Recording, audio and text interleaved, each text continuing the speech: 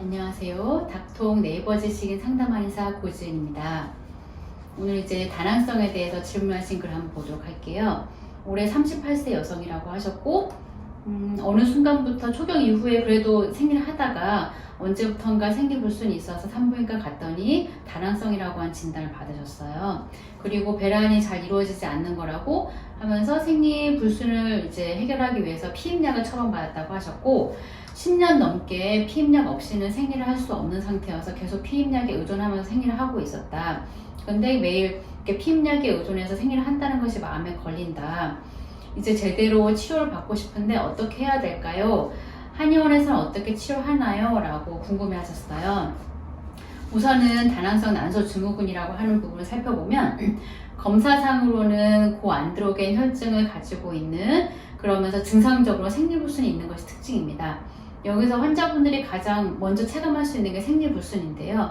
생리 주기가 너무 길게 아예 안 하거나 혹은 뭐 한 달 이상, 한 달 반, 두 달 정도 간격으로 이제 생리를 하게 된다거나 혹은 생리 주기가 아니라 자꾸 조금씩 부정치료 있다거나 이런 부분들 전부 다 정상적인 주기를 벗어난 생리불순이 되게 되시는데, 그런 부분이 있으면서 배란 자체가 제대로 되지 않는 특징이 있습니다. 그리고 검사상으로 볼 때는 호르몬적으로는 고안드로겐 혈증이 나타나면서 남성 호르몬 수치가 높아져 있는 경향을 보게 되고, 또 LH 호르몬 수치가 높아지기 때문에 FSH와 LH의 비율이 3배 이상 LH가 높아져 있는 걸 보게 됩니다.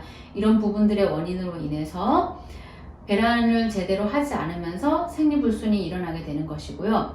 또 이제 초음파 소견상으로는 난소의 이제 피질부에는 배란되지 않은 조그마한 난포, 10mm 미만의 이제 난포들이 10개 이상 포진되어 있는 걸 볼 수가 있고, 또 이제 난소의 중심부 간질에는 전체 난소 부피의 25% 이상을 차지하게 되고, 또한 양총 난소 자체가, 난소 크기가 원래 정상 크기가 있는데 그 부분에 대해서 많이 비대해지면서 두세 배 이상 비대되어 있는 걸 볼 수가 있습니다.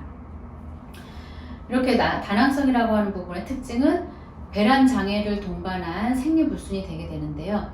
환자분들 중 이렇게 얘기하시는 분이 있어요. 제가 뭐 40일에서 50일 정도 주기로 항상 일정하게 잘 하는데 이것도 문제가 되나요? 라고 얘기하시는데, 보통 정상적인 주기를 벗어나게 되면은 생리출혈이 있다고 하더라도 배란을 하지 않는 생리출혈이 되게 되십니다. 난소가 자기 기능을 제대로 하지 않으면서 생리출혈이 있게 되기 때문에 이건 나중에 결국은 이제 난임으로 원인이 이어지게 되기도 하거든요. 그래서 초기에 치료하는 것이 굉장히 중요합니다. 아까 이 환자분도 이제 피임약에 계속 10년 이상 의존하면서 생리를 해왔고, 피임약 없이 생리를 해보고 싶다 그러면서 걱정하시면서 한의원 치료를 궁금해 하셨는데, 피임약이라고 하는 거의 기능 자체가 원래 이제 말 자체도 임신을 피한다는 뜻이잖아요. 생리 주기를 일정하게 28일 정도 주기를 가지면서 생리를 하게 하되, 중간에 원래 14일째 배란을 해야 되는데 그 부분에 대한 기능 없이 이제 생리 출혈을 일으키게 되는 거예요. 그러니까 임신을 하면 안 되기 때문에 배란을 일으키지 않는 거거든요. 하지만 이제 생리불순이 있는 분들한테는 산부인과에서 피임약을 처방하면서 일정하게 그래도 주기적으로 생리 출혈이 있게끔 이제 처치를 하게 되는 건데, 이 부분은 다시 말하면 배란을 하지 않으면서 생리출혈을 계속 하고 있다는 뜻이거든요. 그래서 생리출혈만 주기적으로 하는 게 중요한 게 아니라 다낭성을 근본적으로 치료하기 위해서는 피임약 없이 난소의 난포 성장 기능과 배란 기능을 가지면서 정상적인 주기 안에서 생리를 할 수 있도록 저희가 한의학적인 치료를 들어가게 됩니다. 한의학적인 치료에 대해 좀 더 설명을 드리게 되면은, 가장 중요한 거는 난소의 담음 해독입니다. 뭐냐면 아까 이제 초음파상으로 설명드릴 때 난소의 피질 부위에 10mm 미만의 작은 난포들이 10개 이상 이제 10개 이상 이제 존재하고 있다고 말씀드렸잖아요. 아주 오랫동안 묵혀져 있는 배란되지 않는 난포 덩어리들이 있게 되면 이 부분이 난소 내부에서 계속 염증을 일으키게 됩니다. 이렇게 염증 반응이 있고 난소 내부가 깨끗하지 못하게 되면은 난소의 배란 기능과 난포 성장 기능은 점점 더 떨어질 수밖에 없습니다.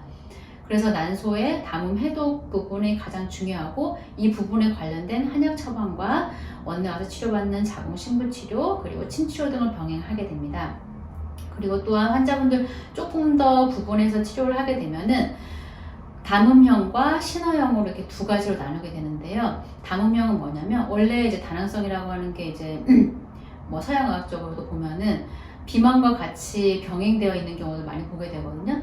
담음형 같은 경우에는 우리 몸에서 불필요한 진행 등이 덩어리화돼서 많이 존재하고 있는 부분인데 외관성으로 봤을 때는 이제 체지방도 정상 범위에서 벗어나 있고 이제 뭐 복부 지방도 좀 많이 증가돼 있으면서 남성형 탈모라든지 혹은 여드름 그리고 이런 부분들에 대해서 같이 병행되고 있는 다낭성 환자분들 같은 경우에 담음형으로 보고 담음을 많이 치료하게 되고요. 그리고 신허형 같은 경우에는 하초의 생식기관에 이제 존재하고 있는데 이 부분에 대한 기능이 많이 떨어지면서 난소의 배란 기능이 제대로 되지 않는 다낭성 환자분들을 말합니다. 특히 우리나라 같은 경우에는 막 몸 체구가 이제 비만한 그런 다낭성보다는 마른 체형의 다낭성 환자분들 상당히 많아요. 이런 분들은 신어형 담음인 경우들이 신어형 이제 다낭성인 분들이 많기 때문에 하초에 있는 생식기관의 기능을 올려주면서 순환을 도와주고 난소가 제대로 자기 배란 기능과 정상적인 주기에 생리를 할 수 있도록 저희가 치료를 들어가게 됩니다.